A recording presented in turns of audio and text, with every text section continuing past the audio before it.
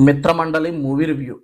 చాలా మంది కమెడియన్స్ ఉన్నారని హ్యాపీగా థియేటర్‌కి వెళ్లి నవ్వుకోవచ్చు అనుకోని సినిమాకి వెళ్తే, సినిమాలో ఉన్న కమెడియన్స్ చేసే కామెడీకి నవ్వలేక సచ్చా. నవ్వలేక కాదు, నవ్వు రాక సచ్చా. అసలు ఇదేం కామెడీ సినిమా అండి బాబు! ఇంతమంది కమెడియన్స్‌ని పెట్టుకొని ఆ కామెడీ ఏంటండి బాబు! తలనొప్పి తెప్పించే కంకర్రాడు సినిమా ఇది. హీరోయిన్ కిడ్నాప్‌కి, మిత్రమండలి గ్రూప్‌కి ఉన్న సంబంధం ఏంటి అనే ఓ చిన్న స్టోరీ తీసుకొని అల్ట్రా ల్యాగ్ చేసి డజన్ల కొద్దీ కామెడియన్స్‌ని పెట్టి నవ్వురాని రాటి సినిమా చూపించారు థియేటర్స్‌లో. కులం పేరుతో సెటైరికల్‌గా ఉన్న స్టోరీకి మంచి కామెడీ సీన్స్ పెట్టొచ్చు కానీ, ఇక్కడ మొత్తం రివర్స్‌లో ఉంటుంది. ఇంతమంది కమెడియన్స్‌ని ఈ రకంగా, ఈ రేంజ్‌లో వాడుకున్న డైరెక్టర్ నిజంగా గ్రేట్ అంతే.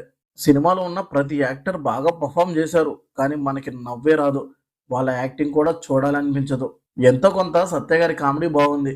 ఆయన వచ్చినప్పుడల్లా ఒక రకంగా నవ్వుకోవచ్చు. అంతే తప్ప మిగతా సినిమా మొత్తం బొక్కలాగుంది. 'బ్రహ్మి' గారు కూడా ఉన్నారు కానీ క్యామియోలాగా ఎందుకున్నారో అర్థం కాదు. అసలు కామెడీ సినిమా అంటే ఉండాల్సిందేంటి? కామెడీ కదా! ఇక్కడ కామెడీ తప్ప మిగతావన్నీ ఉంటాయి. బలవంతంగా మేము కామెడీ చేస్తాం, మీరు చూసి నవ్వుకోవాల్సిందే అన్నట్టుంటాయి కామెడీ సీన్స్. సినిమా చూస్తున్నప్పుడు కమెడియన్ స్క్రీన్ మొత్తం కనబడుతుంటారు. పెద్ద పెద్ద డైలాగ్స్ కూడా చెప్తూ ఉంటారు గానీ, కామెడీ ఎక్కడా ఉండదు.